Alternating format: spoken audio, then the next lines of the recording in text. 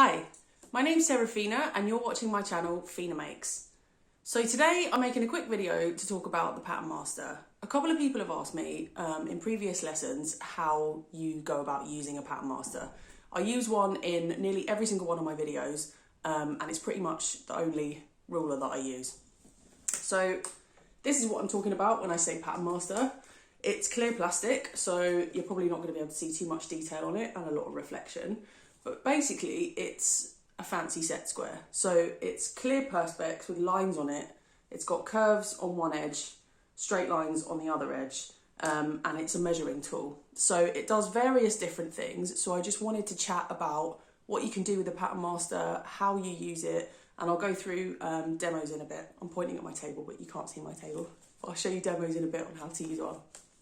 So proper Pattern Masters, the official one, were designed by Martin Schoben, and allegedly the curves on a Pattern Master, each curve represents a specific part of the body. There are definitely some curves that I use more than others, so I'll go through that in a bit, which ones I find particularly useful and for which locations on patterns or the body. If you're thinking about buying a Pattern Master, I just want to urge you to be a little bit cautious. If you buy the official Schoben Pattern Masters, they're about £26, which seems like a lot of money. It is a lot of money.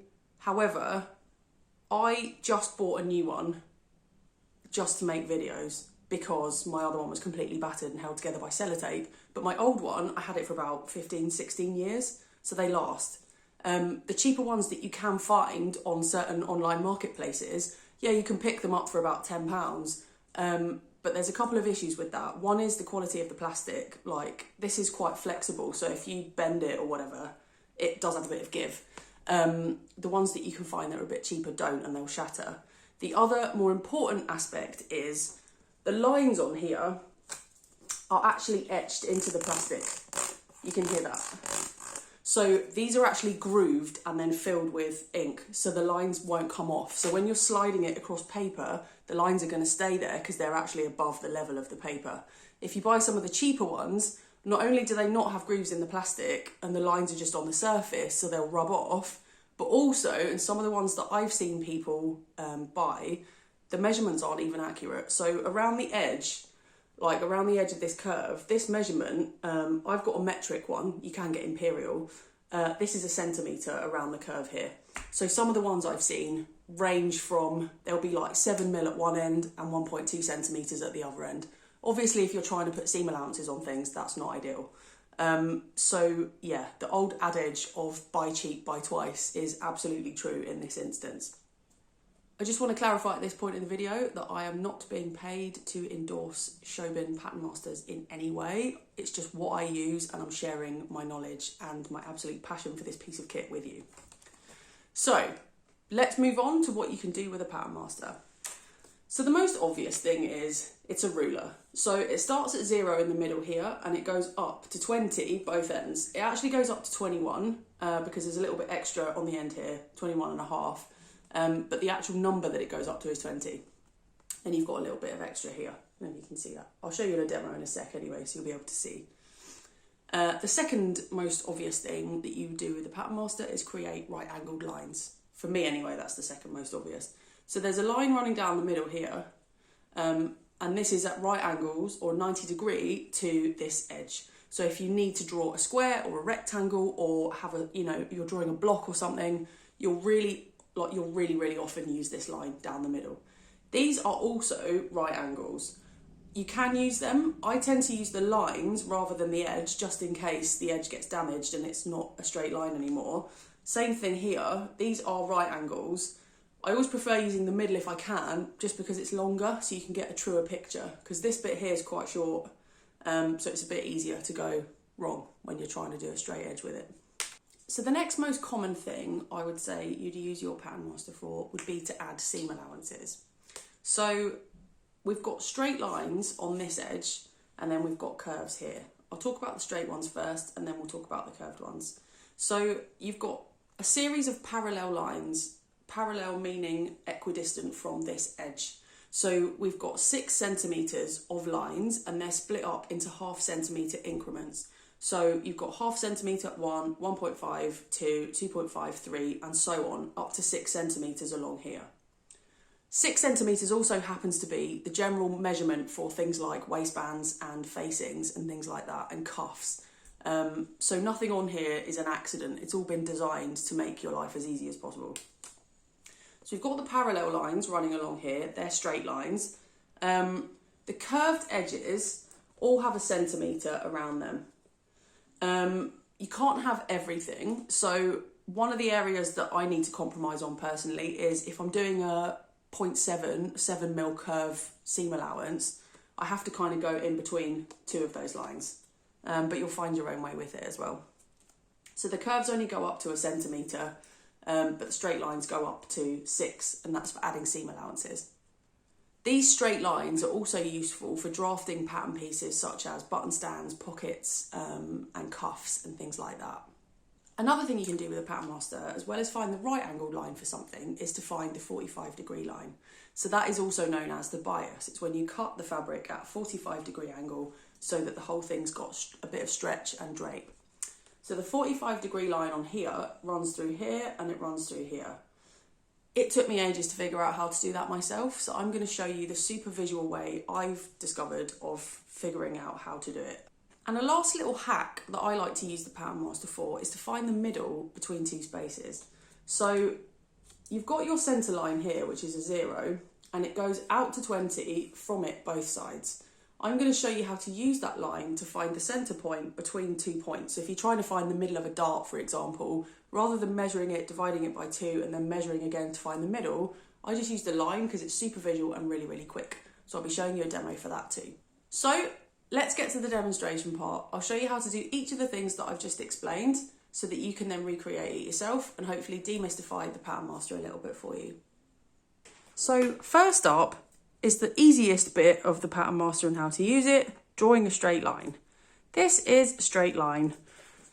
What I'm using here is spot and cross pattern paper. Spot and cross is really handy for things like block construction because these are all at right angles to each other and you've got parallel lines here, and you can just generally use it to check that you're on the right track and that everything's at right angles and true to itself. Pattern paper like this generally comes on the roll. The benefit of getting a roll is it's not going to have crease lines and folds in it. Having said that, you can also get pattern paper that comes in packets. So if you're not going to do too much pattern cutting, you can buy small packets of it, and that will come with a grid on it so that you can also use that for drawing right angles.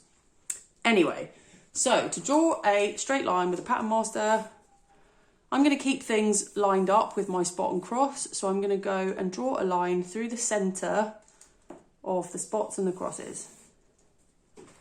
Voila, so far so good. Next I'm going to draw a right angled line. So to do a right angled line with the pattern master, the most reliable location to do that is to use this centre line here with the edge here. So you want to make your middle line on the pattern master agree with the line that you've just drawn. Make it agree and then draw your right angled line in. If you're doing a right angle for like an underarm point or a shoulder point or something like that, you're not going to have this much of a straight line to work with. So what I would suggest is just making the last centimetre of your line a right angle. That's absolutely fine. So that's my right angled line. Next, I'm going to show you how to do a 45-degree line. So this is useful if you're doing bias things. The 45-degree line is here. So the easiest way to do it, I've found, like I'm super visual, my lefts and my rights don't work. I put the pattern master, I kind of hover it above the line. So I'm going to do a 45-degree line on this one. Hover it above, and then you want to rotate the pattern master, just a quarter turn. Make it agree all the way to the end, and then you know that it's on the true bias. And draw that in. To do it the other way, place it down and then you kick it up the other way and you'll get a line running bias along.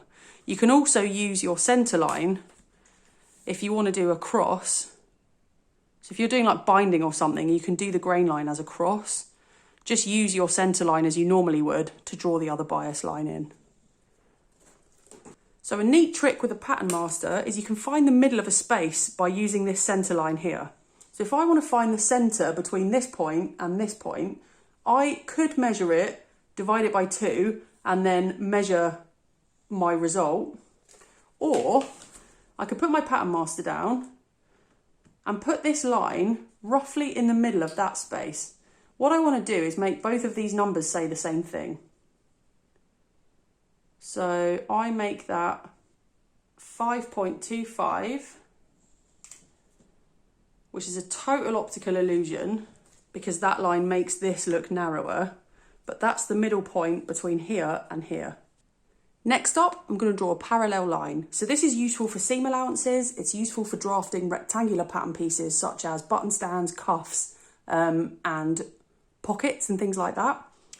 Decide on the width that you want your parallel lines to be. I'm going to go for the maximum, which is 6 on the pattern master. And all you got to do is line your line up with the 6 centimetre line here.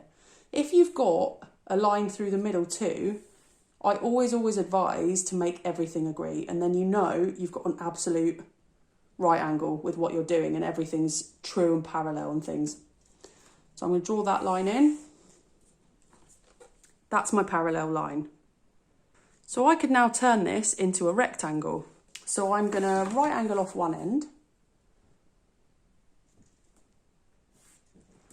and say I want my rectangle to be 20 centimetres long, which just so happens to be the measurement on my pattern master. Mark down 20 centimetres. Now you can either mark 20 on this side as well and draw the line, or you can right angle it. I like to right angle from the other side because then I know everything's at right angles.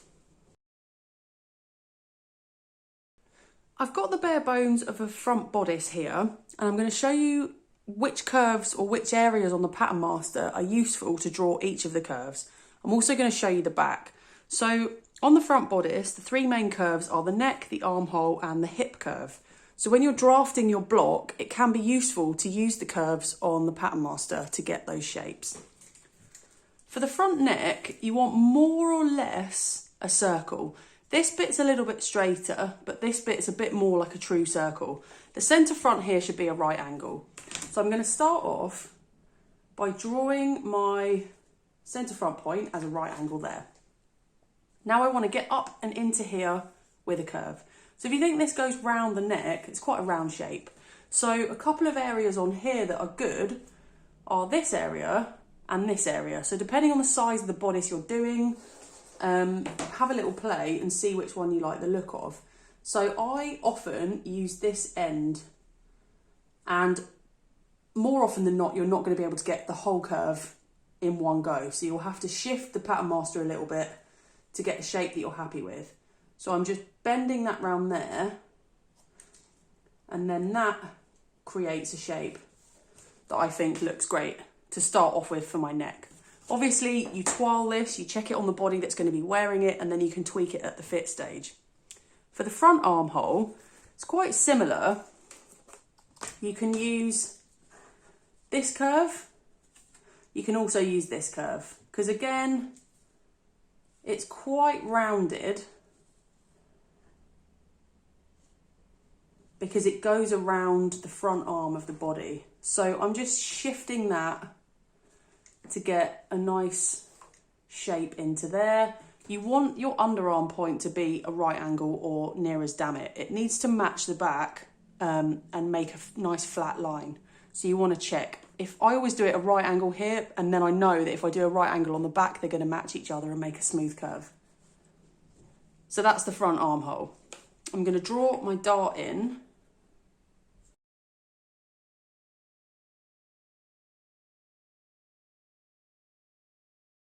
The last curve to do on here is the hip curve. So I find pretty universally that this is a good curve for the hip.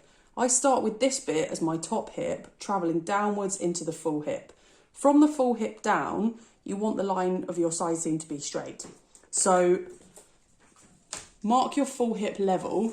I'm just going to do that just for the purposes of this exercise, but you would measure what your full hip depth is.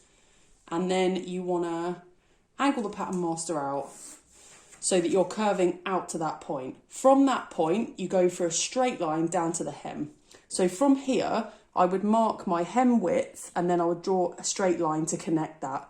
If this ends up being a little bit pointy, you can then smooth it out. I'm just going to fill in my dart details on here, and then I'm going to show you how to add seam allowances using your Pattern Master. So here's my bodice. I just need to draw in my hemline. I've centralised my contour dart here, so I've swung it in a little bit so that it sits either side of the centre of the dart. This just makes it easier to sew and makes the fabric hang in a much nicer way. I'm going to draw my hemline on, and then I'm going to show you how to add seam allowances.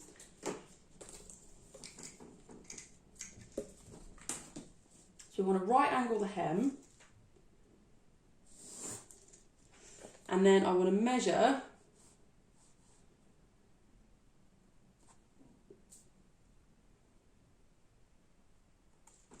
to make sure that I curve it round evenly to the side seam. So you don't want to end up with it longer at the sides than the front.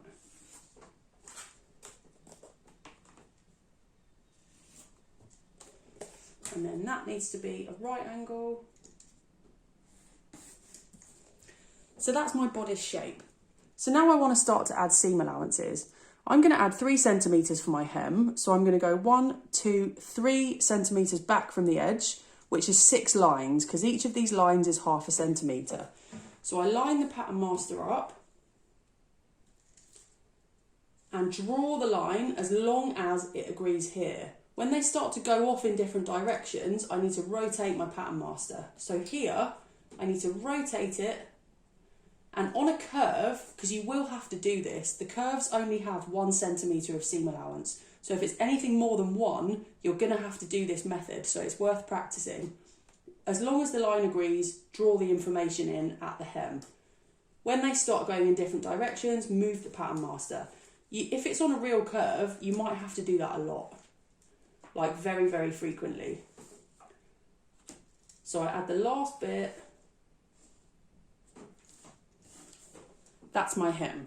For the side seams, I'm going to add 1.5. So this is the average amount for home sewing, for costume, for things like that. For fashion and pattern cutting for fashion, it's usually 1 centimetre. So I'm going to add 1.5, and that's exactly the same process. When the lines stop agreeing, rotate the Pattern Master round. You'll be doing this in pencil, so if you make a mistake, you can just rub it out. Down to there. This bit's super easy because it's a straight line. So I go from here to the dart, follow the exact shape of the dart, and again, until we get to the armhole. So I'm just going to fill that bit of information in. Now I need to do a curve for my armhole. So here you just find a curve that you're happy with.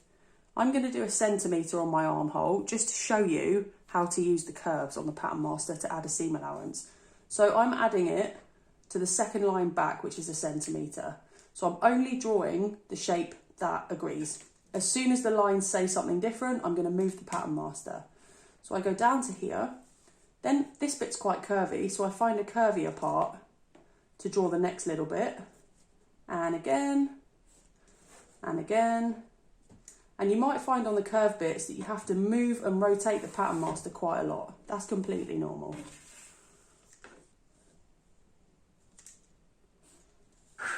And making sure that my underarm point stays a right angle, I'm going to draw that with my right angle. Shoulders super simple, you did that over here. So you can add 1 or 1.5 or whatever you want to add. And then for your neck curve, it's exactly the same process. Use one of these. Make sure you keep the centre front at a right angle, and then shift the curve as much as you need to add the seam allowance.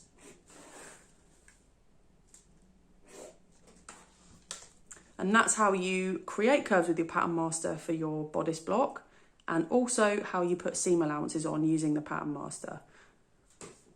I've got the back bodice here. I just want to show you the curves to use for the back armhole and for the back neck. So for the back armhole, it's a lot less curved than the front. So you don't want to have a real big swooshy scoop. This curve here is pretty good for the back armhole. So we want to find relatively straight line. It's a good idea to mark your crossback. If you're creating a block and doing this, you will have marked your crossback anyway, so you'll have a waypoint here.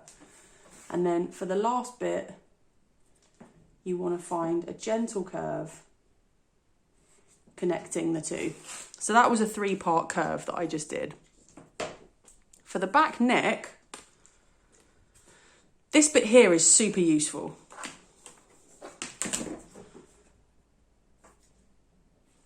You can pretty much draw the whole thing just with that curve there. You can also use this if you prefer that curve. Having it up that way is also a nice, it's kind of the same. You can see it's almost the same shape. So either this or that, whichever you're happy with. That's how you draw your curves with your Pattern Master. So how was that? Hopefully I've taught you a couple of things about how you can use your Pattern Master, and now you're feeling confident to get going with it. If I've missed anything out, or there's any hacks that you personally have that you would love to share with everyone, add it in the comments below. I'd love to read them. If you like this video, hit the like button. If you want to see more of this kind of stuff, subscribe. Let me know the kind of videos you want to see. And thanks for watching. See you next time.